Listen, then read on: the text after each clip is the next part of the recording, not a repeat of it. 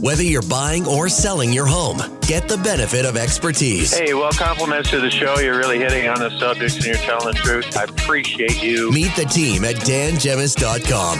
And now, filling in for Dan Gemus, your host, Joyce Blackmere. Welcome back, everyone. Thanks for tuning in today. I'm Joyce Blackmere, Director of Sales and Broker with the Dan Gemus team. With me in studio is Matt Alita, Sales Rep with the team. And, just as a reminder, if you're thinking of making a move or you have questions about what's going on in the market, our team would love to help you. We cover all of Windsor and Essex County. So everything this side of Chatham, Lakeshore, Tecumseh, Windsor, LaSalle, Amherstburg, Kingsville, Leamington, Essex, everywhere in between. Give us a call. We're happy to come out and have a chat with you. We offer free home market evaluations. We do buyer consultations, and we love to chat and we love to visit. So you can reach out to us 7 days a week at 519-566-5565. You can find us online, dangemus.com, and you can check out our social channels, Facebook, YouTube, and Instagram as well. But Matt, we have Ron Bondy on the line with us. Ron Bondy, mortgage agent from Dominion Lending. Hey, Ron. Hey, guys. How are we doing today? Awesome. How are you on this beautiful sunny day? I'm fantastic now that I'm here with you guys. Awesome. Well, we love it. The feeling's mutual, Ron. Yes. Perfect. Thanks for lying. So, Ron, you were going to talk to us today about what qualifies as income, what counts, what doesn't, when people are getting pre-approved for their mortgages. Yeah, for sure, because a lot of people will come in and they will think, oh, I made, say $80,000 last year. You'd be surprised that maybe part of that income is not able to be used to qualify you for a mortgage. So sometimes somebody will come in thinking they're making 80 and we got to tell them, we can only use 50 of that income. So it could cause a pretty big problem, especially if the person doing your pre-approval does not collect the docs ahead of time and just go off of, what did you make last year? So Super Mortgage Team, we always like to collect the docs so that way we make sure that you can shop with confidence. Now I'm going to go over some of the points of why some income is not qualifiable. So Matt, question for you: if a client has a new job, can they get a mortgage?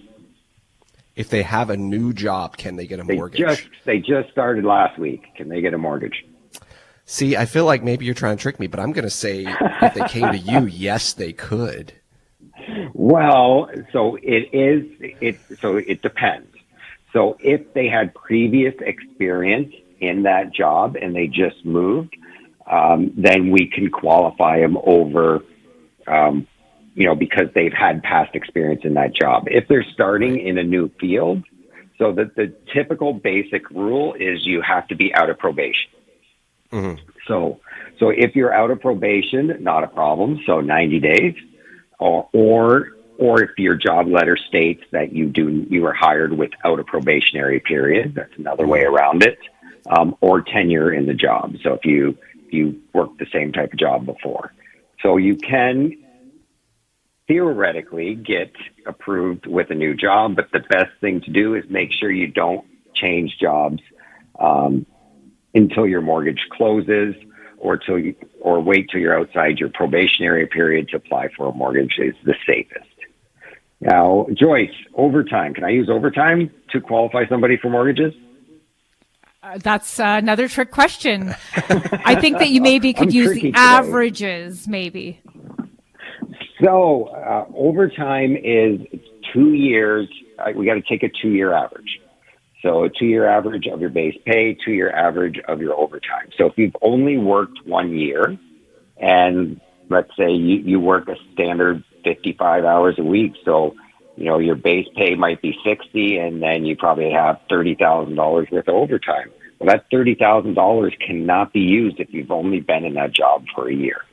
So you need a 2-year average of overtime in order to use it.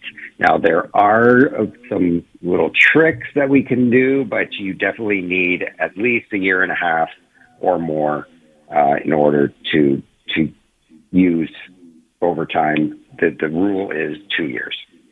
Now, Bonus income, that applies if a person is in like a commission type job as well, correct? Is that the same principle right? there? Yep, yeah. Commission income is definitely 2 years of claimed income. So you must claim your income. You have 2 years with the CRA for commissioned employees. And the reason why it has to be claimed is because commission people or business for self write off meals, gas, car. So their gross business or gross commission could be, let's say, 80 grand, and then they write off $40,000 worth of write-offs. So their income is really only 40 grand. So then we have to use 40 grand. So if you brought me a T4 from, say, Dan Gemus saying that I have 80,000 of commissions last year, well, we really can't use that. Mind you, there's exceptions to every rule, but we really can't use that. You need to claim that income, and we need to see what you're writing off in order to use a 2-year average for commissioned or self-employed people. Now, Matt, nice. Bonus income. Can I use bonus income? You get a Christmas bonus every year, or you get a quarterly bonus. Wouldn't that be the same principle too then, like averages of whatever that happens to be? Yes, you got it. And I asked Matt, not you, Joyce. Come on. That's what I was going to say. Oh, I didn't hear that. I was going to say the same thing. Selective hearing. I get it. Yeah. So it's the control freak in me. There you go. Bonus income, again, needs to be a 2-year average. So if you've only been in the job for a year or less, or a year and a half, and you've only collected that bonus for 1 year, we can't count it. So even if your job letter states that your base income is X plus bonus, unless it's a set amount, which nobody will put that in a job letter, they will always just put bonus. We can't use it unless you have a 2-year average. Capital gain income. What do you guys think? Can we use that? Capital gain income. Well, that's a one and done, right? You got it. One and done. It's not constant. So capital gain income cannot be used. So you'll see a lot of people, especially people that are self-employed, if they own a property and they sell that property, they will lower their income that they take from the business just to average out with the capital gains that they put on their T1 generals. And then that kind of screws you up for a mortgage because we can't use that capital gain income. So we're only using your lower business income. So sometimes people just don't think about, mortgages when they're trying to pay taxes, when they're trying to not pay taxes. It sounds like the underlying thing there is it all comes down to the consistency of the funds coming in, right?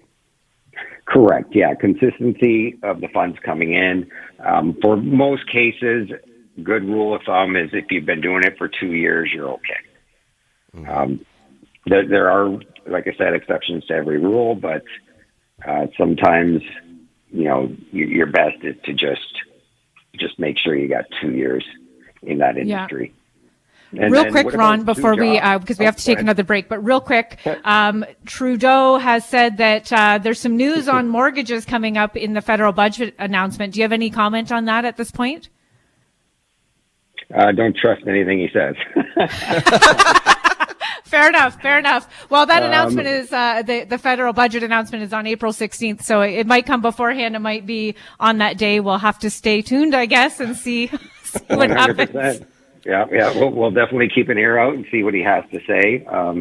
So far, nothing too great has come out from the leaks of the budget, but we'll see. Cool. Awesome. Ron, we appreciate it. Thank you so much, Thanks, as Ron. always. Yeah, thanks for having me.